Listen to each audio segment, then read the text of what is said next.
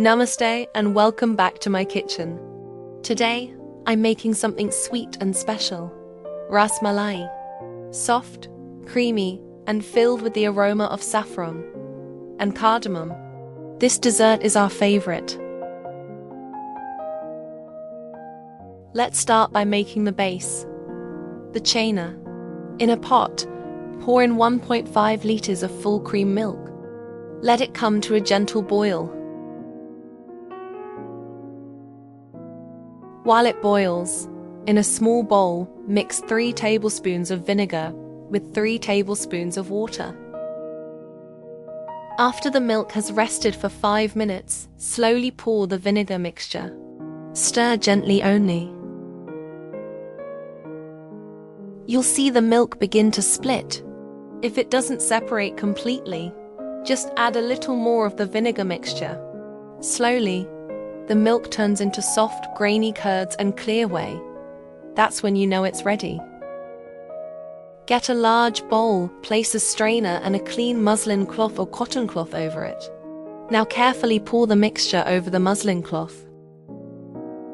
Wash the Chhena 2 to 3 times. This will help to clear the vinegar smell.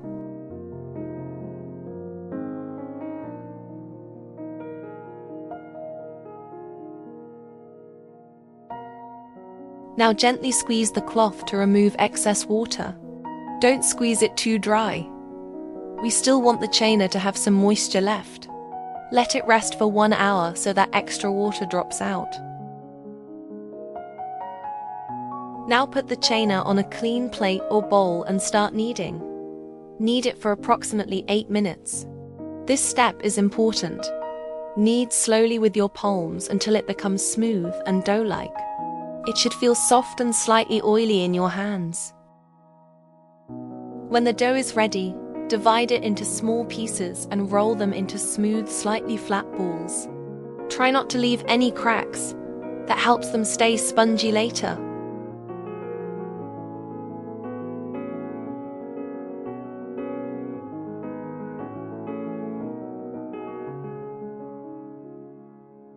In a wider pot, boil 5 cups of water and add 1 cup of sugar.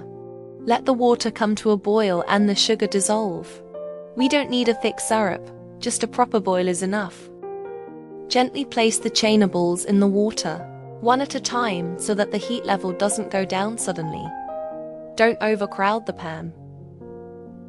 The dish should be wide enough for the balls to grow. Let it cook for 5 to 6 minutes on high heat.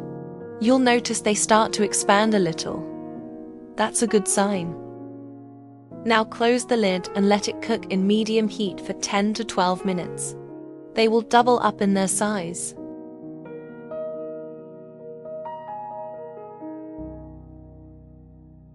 Next, I prepare a bowl of cold water with ice cubes.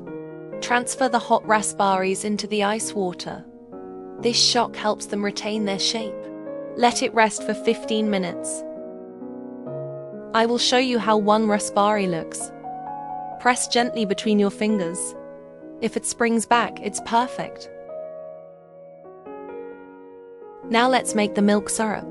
Take 2 liters of milk in a pan and bring it to a boil. Turn the heat to medium to low and stir often so it doesn't burn or stick to the pot. When it starts to reduce slightly, add ½ cup of sugar or slightly more according to your taste. Give it a gentle stir to dissolve the sugar. Add a teaspoon of cardamom powder, a few saffron strands.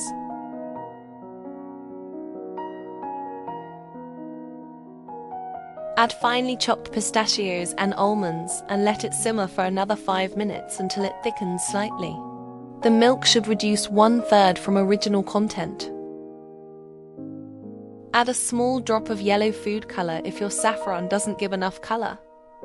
This is an optional step. You'll see the milk slowly turn golden. The smell at this stage is heavenly. Once the milk syrup is ready, turn off the heat and let it cool for a while. Once the syrup has cooled down, gently squeeze each raspberry from the ice water. Not too hard, just enough to remove liquid. Drop all of them slowly into the milk mixture. Now, cover the bowl with cling wrap and refrigerate for at least 4 to 6 hours. Overnight would be best. That's when all the raspberry will soak the milk in. And there it is, my homemade rasmalai. Soft, juicy and rich with flavors of milk, saffron and cardamom. I have garnished it with extra pistachio and almonds. Every spoonful reminds me of home, of festivals, laughter, and those quiet moments after dinner when everyone reached for one more piece.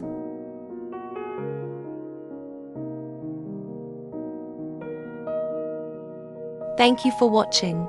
If you enjoyed this, don't forget to like, comment, and subscribe for more cozy home-style recipes straight from my kitchen to yours.